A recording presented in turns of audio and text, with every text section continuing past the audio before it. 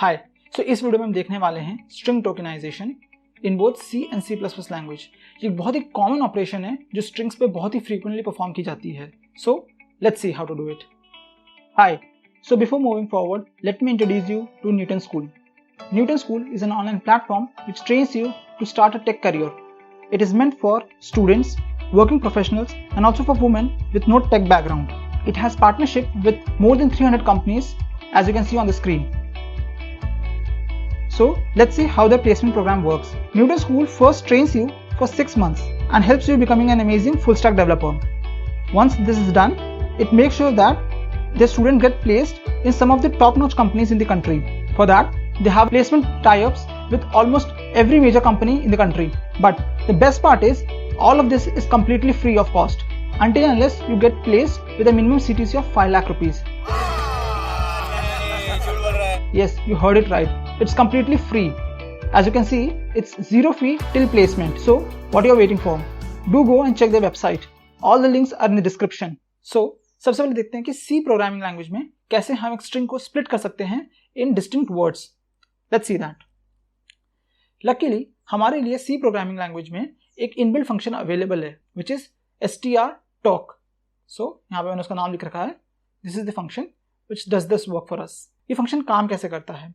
Well, what it does is it takes the string input and it also takes the delimiter. अब जिन्हें नहीं पता delimiter क्या होता है, it is another string which you want to remove from a string. Let me give an example. Let's say मैंने एक string ली है कॉल्ड एज। अब अगर मैं डिलिमिटर कहूं तो डिलिमिटर इज माय स्पेस। सो ये जो स्पेसिंग है ना इन सभी वर्ड्स के बीच में, this is my delimiter. So what I will do is pass in the string as well as I will pass in the delimiter also, ताकि हमारा जो strtalk फंक्शन है ये डिस्टिंग्विश कर सके इन दोनों को, and then internally it will keep on splitting the string based on this delimiter. तो चलिए कोड में देखते हैं और समझते हैं कि कैसे ये फंक्शन काम करता है। हम अपने न्यूटन स्कूल के आईडी में आ चुके हैं and let's see this thing in action now.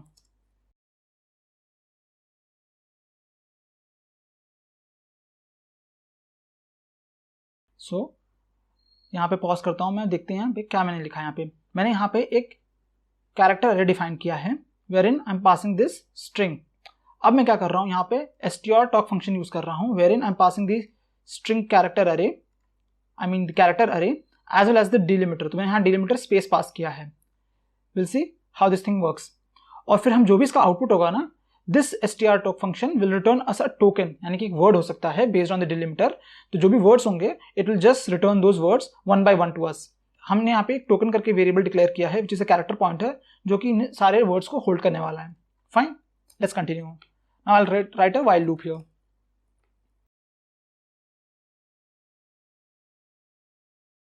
Let's try to understand here. Within this while loop, what I'm doing is I'm running this while loop until and unless my token becomes equal to null value. That is, जब ये function जब भी end of the string पहुंचेगा ना, it will return us a null value. So हम check कर रहे हैं कि whether our token value contains a null or not. If it is not, then that means we need to keep continuing the loop. अब हम print कर रहे हैं token की value. And once we do that, now we need to call this string tokenization function once again. अब देखिए यहाँ पे थोड़ा ध्यान देने वाली बात है। यहाँ पे जब हम दोबारा इस फंक्शन को कॉल कर रहे हैं ना, so what we are doing is we are passing the first parameter as null value. आप यहाँ पे 0 भी प्रोवाइड कर सकते हैं, both are correct. So this thing and the delimiter value. अब हम ऐसा क्यों कर रहे हैं? See this string tokenization function ना इंटरनली होल्ड्स अ मेमोरी। तो इसे पता होता है कि till what extent it has passed the string till now. For example, जैसे कि फर्स्ट लूप में ये i प्रिंट करेगा। Once i is printed, this string tokenization function knows that it has already processed the character i. So now it is standing at am word. I hope आपको समझ में आ रहा होगा, right? तो जब इसने am को प्रिंट कर लिया तब ये अरुण के ऊपर स्टैंड करेगा। आप एकदम आसान भाषा में ये कह सकते हैं कि जो स्ट्रिंग टोकनाइजेशन ना, इसके अंदर इंटरनली एक पॉइंटर है which act as a memory. So इसे पता होता है कि मैंने किन किन वर्ड्स को देख लिया है और किन किन वर्ड्स को मैंने पार्स कर लिया है। Once that parsing is done, it will keep on moving forward. इसीलिए दोबारा हमें स्ट्रिंग पास करने की कोई जरूरत नहीं है। What if I pass this string again here? इस केस को भी हम देखेंगे, but for now let's keep it as 0 और नल वैल्यू। इससे क्या होगा, string tokenization will use the previous string जो उसने ऑलरेडी देख रखी थी। तो यहाँ पे हमने ये स्ट्रिंग पास की थी, so it will keep on continue to pass the same string using the same delimiter, fine, and this will hold the token और the words, and then eventually this will keep on running. So एक बार run करके देखते हैं क्या output आता है हमें। As you can see all these words have been printed, right, I am Arun Singh, how do you do. अब देख सकते हैं यहाँ पे कि ये कॉमा और ये क्वेश्चन मार्क भी प्रिंट हो गया, because this will not the part of delimiter. Delimiter हमने यहाँ पे सिर्फ और सिर्फ स्पेस दिया था। Now what if I change my delimiter, let's see that now. So instead of this space let me say that comma is my new delimiter, और यहाँ पे भी मैं यही करता हूँ। Now as you can see जो कॉमा है वो रिमूव हो चुका है, and I am Arun Singh एक लाइन में प्रिंट हो रहा है, because now this portion has become one part of the string, और ये जो हिस्सा है ये दूसरा पार्ट है। As you can see, even the question mark has come here, right? So this is how the string tokenization in C works. All right. चलिए अब थोड़ा सा एक्सपेरिमेंट करके देखते हैं। What if I pass str itself again instead of providing 0? अब देखते क्या होता है। I think ये लूप में फंस चुका है, ठीक है, इसलिए आउटपुट नहीं दे रहा। And as you can see C देखिए ये एक इन्फिनाइट लूप में फंस चुका है। So even if you can see the standard error has occurred, file size limit exceeded, because क्योंकि continuously print किया जा रहा है। अब ऐसा क्यों हो रहा है? As I said, internally जो होता है ना string token, जो ये जो string tokenization function होता है ना, internally it holds a memory।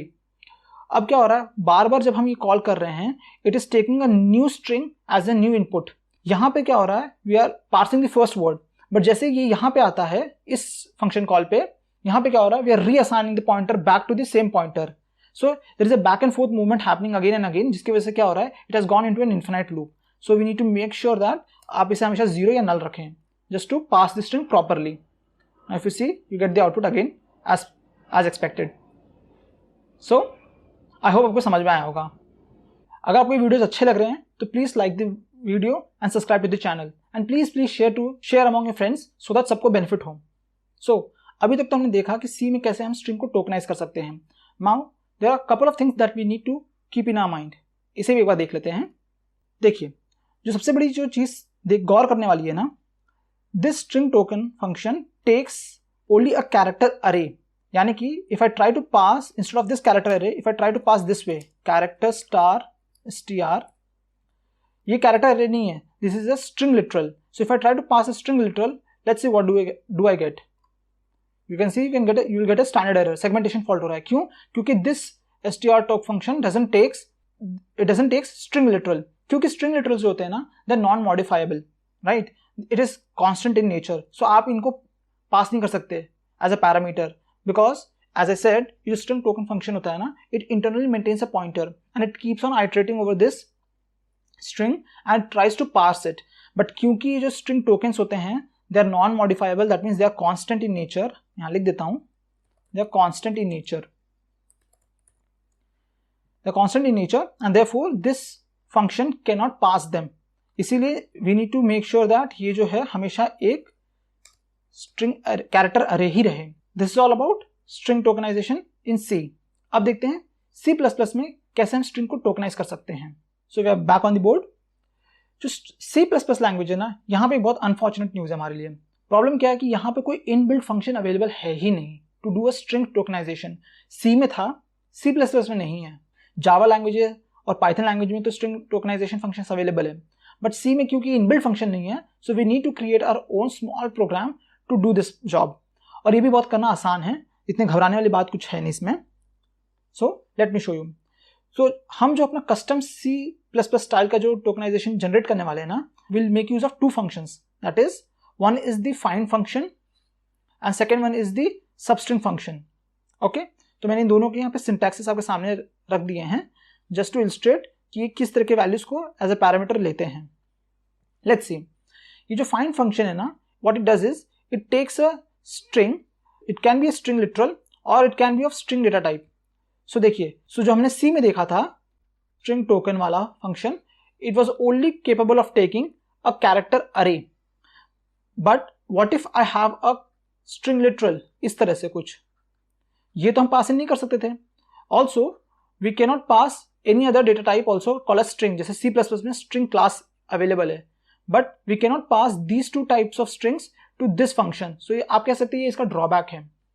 So if you are using C++ as a primary language for doing competitive programming or solving DSAs on online judges, so this function doesn't come so much handy.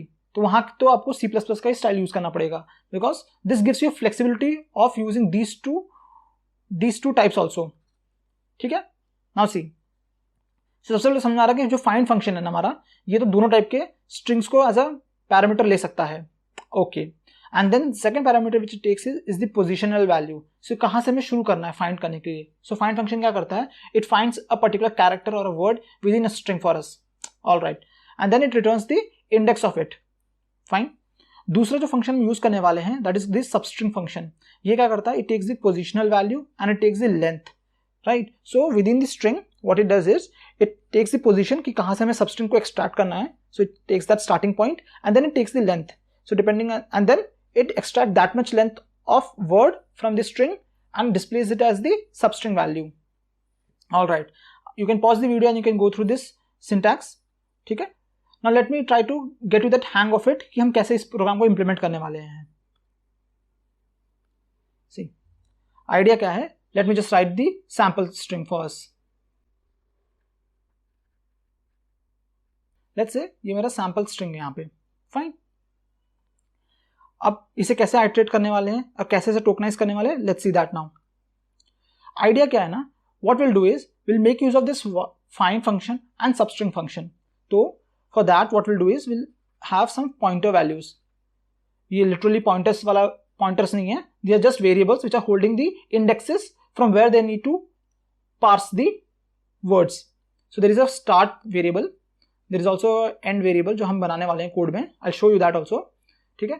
So initially start will be 0, end will also be a 0, but end को हम इस तरह से initialize नहीं करेंगे 0 से. We'll see that. So start will be a 0. Fine. Now let's see for the end. So if I say this is my 0th index. Okay. So मेरा जो start होगा वो यहाँ होगा. पहले तो मैं S for start कर रहा हूँ और E for end लिखता हूँ. अब क्या कर रहे हैं हम लोग रन करने वाले हैं एक while loop जिसके अंदर हम क्या करेंगे, विल टेक द स्टार्ट. और आइडिया बहुत सिंपल सा है कि what will do is we will try to find the first delimiter. तो हम एक डिलिमिटर वैल्यू भी लेंगे. राइट. जैसे हमने स्ट्रिंग टोक में देखा था कि हम एक डिलिमिटर वैल्यू पास कर रहे थे ना एज ए पैरामीटर, तो हम एक अपने फंक्शन को डिलिमिटर वैल्यू भी देंगे. सो लेट्स से मेरा डिलिमिटर वैल्यू जो है ना वो स्पेस है. So what I do is using the find function I first try to find the position value of the delimiter. So which is returned to me by the find function. So मैं क्या करूँगा यहाँ पे find function लिखूंगा. find में मैं क्या करूँगा, delimiter को पास कर दूंगा which will return me the position value. तो ये मेरा end हो जाएगा. So my end would be pointing to this position now. अब मैं क्या करूँगा, using the substring I will extract this much area because I have the starting point, I have the ending point. So मैं क्या करूँगा ना, substring में I'll pass the starting position, I'll pass the start minus end because this is the length part, right?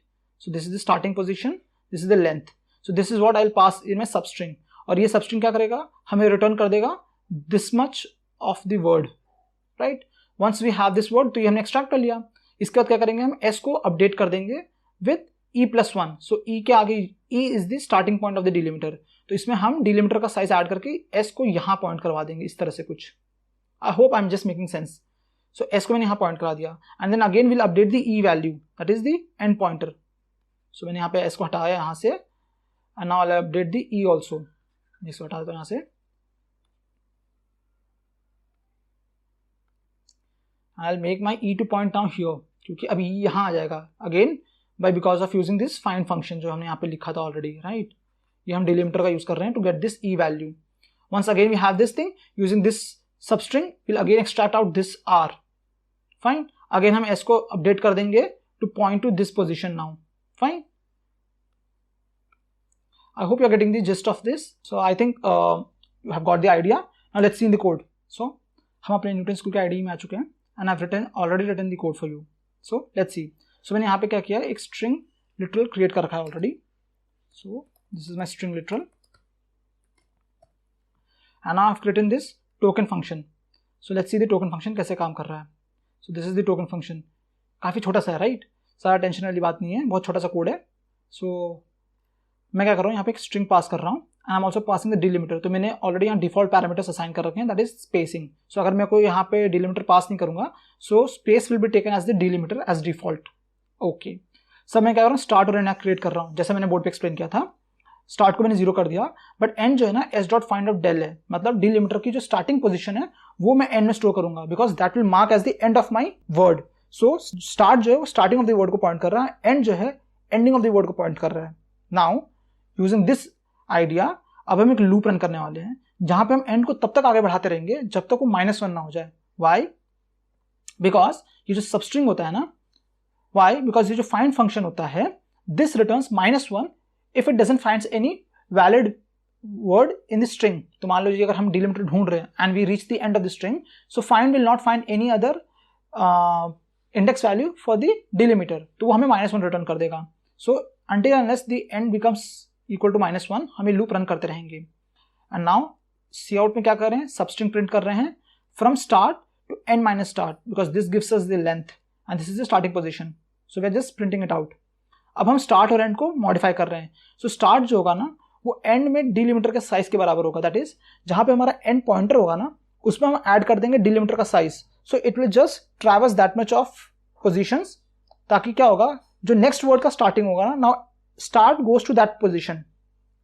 Let me show you here what I'm trying to say is कि जब मेरा start जो है ना शुरू में जब यहां था, राइट, अब मैं क्या कर रहा हूं, start को कैसे अपडेट कर रहा हूं, start को अपडेट इस तरह से किया जा रहा है, start is equal to my end value plus delimiter dot size, right, ये कोड लिखा है मैंने।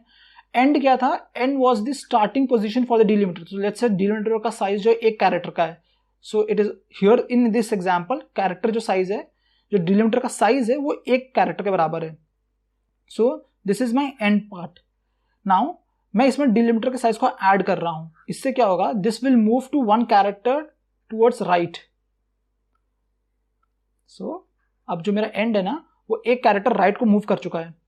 अब इससे क्या हुआ, now this new position, now this value, now this position becomes my new start value. So मैंने यहाँ से start को हटा दिया और मैं start को यहाँ लिख रहा हूँ अब यहाँ पे, right? So this is the first word, first character of the new word. ये मैंने ऐसा कर दिया, right? तो वही मैंने कोड में भी लिख रखा है। और मैं end को कैसे अपडेट कर रहा हूँ, I am doing it by saying end is equal to s dot find delimiter but from the starting position. What is this? Let's see again. end को मैं क्या कर रहा हूँ, अब जो ये new start position है ना, ये जो मैंने start अपडेट करने के बाद start जो है उसमें मैं क्या कर रहा हूं, on top of this I am doing a find operation again. So find using what, I am trying to do a find using the delimiter again, right? But ये delimiter starting से नहीं होगा, because if I just run this way find of delimiter, तो होगा क्या ना, it will start to find from the beginning. इसके लिए मैं क्या कर रहा हूं, अब मैं चाहता हूं कि यहां से शुरू हो मेरा find operation, so that I can go towards more right. ठीक, इसके लिए मैं क्या कर रहा हूं, डिलिमिटर तो पास कर रहा हूं, but I am also passing the starting position. Initially starting position 0 थी जब हम यहां पे फाइंड करते ना, तो दिस वैल्यू वाज डिफॉल्ट 0, इसीलिए हम शुरू से कर रहे थे स्ट्रिंग को, बट अब हम नहीं चाहते कि शुरू से वो हो, हम फाइंड ऑपरेशन करना चाहते हैं from this starting position. So now from that starting position it will try to find the next delimiter. तो एक बार वो मिल गया तो that becomes my end, that this end, now this value act as my end marker. So once I get this start and end value, अब मैं क्या करूंगा, उसे लूप में रन करता रहूंगा और दिस वे एक के बाद एक करके मैं सारे वर्ड्स को एक्सट्रैक्ट कर लूंगा। फाइन, एक बार ये हो गया, once I reach the end of the string, अब क्या होगा, लास्ट में जो लास्ट वर्ड होगा उसको फिर से मैं using this substring function I just print it on the screen. So if I run this I get this as the output. आप देख सकते हैं ये आउटपुट एग्जैक्टली सेम है as the string tokenization in C what we saw.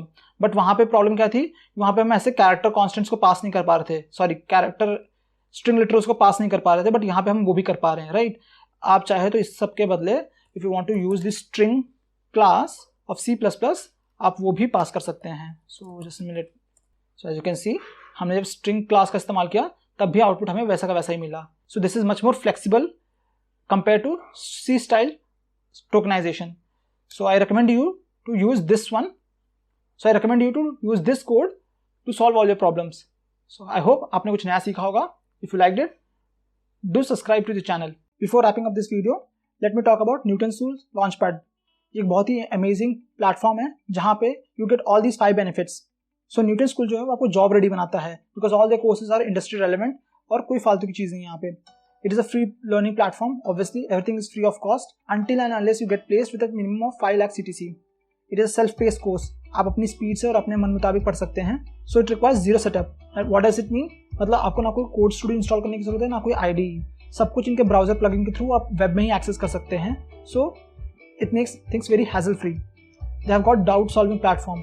For every video or every concept which you learn on the platform, you have a doubt solving, so you can post a doubt there and the experts will get back in touch with you within 24 hours and clear all your doubts. So